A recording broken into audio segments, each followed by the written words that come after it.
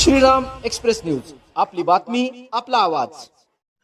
बंटी जागीरदार हत्येप्रकरणी 2 आरोपी अटकेत, पोलिसांचा मोठा खुलासा। श्रीरामपूर शहरात काल दुपारी घडलेल्या थरारक गोळीबार प्रकरणात पोलिसांना मोठे यश मिळाले आहे। शहरातील असलम उर्फ बंटी जागीरदार यांच्या हत्येप्रकरणी 2 आरोपींना अटक करण्यात आली असून या घटनेमुळे संपूर्ण शहरात खळबळ उडाली आहे।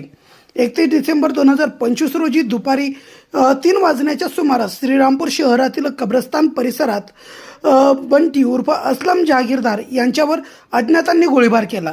गंभीर जखमी अवस्थेत त्यांना रुग्णालयात नेत असतानाच मृत्यू झालाय। या घटनेत त्यांच्यासोबत असलेला अमीन गुलाब शेख हा युवक गंभीर जखमी झाला आहे। या प्रकरणी श्रीरामपूर शहर पोलीस ठाण्यात गुन्हा रजिस्टर नंबर 1/26 अंतर्गत भारतीय न्याय संहिता कलम 103, 109, 3-5 तसेच आर्म ऍक्ट सह 3/25 अन्वये गुन्हा दाखल करण्यात आलाय।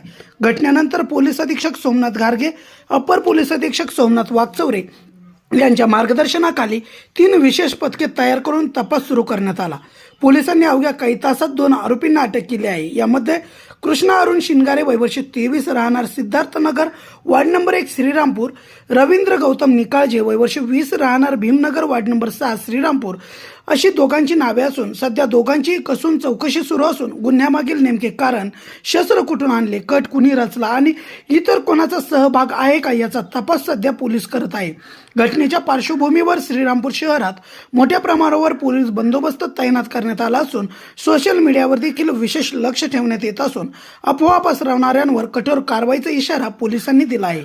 मृत बंटी जागीरदार यांच्यावर देखील गुन्हे दाखल असल्याची माहिती पोलीस सूत्रांनी दिली।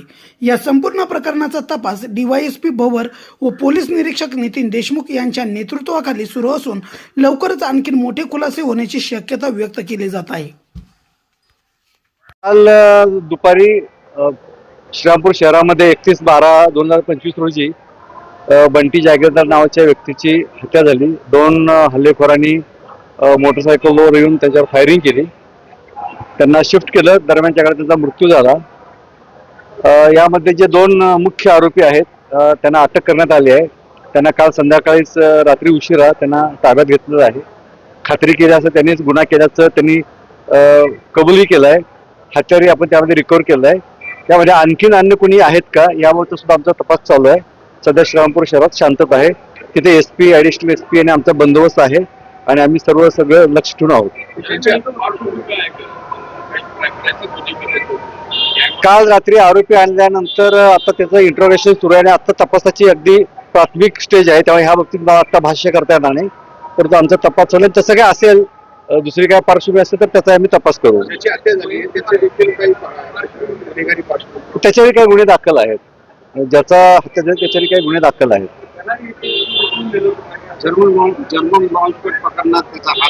या संदर्भात तपास चालू आहे, बाकी सर्व माहिती आम्ही घेऊन आपल्याला कळवू।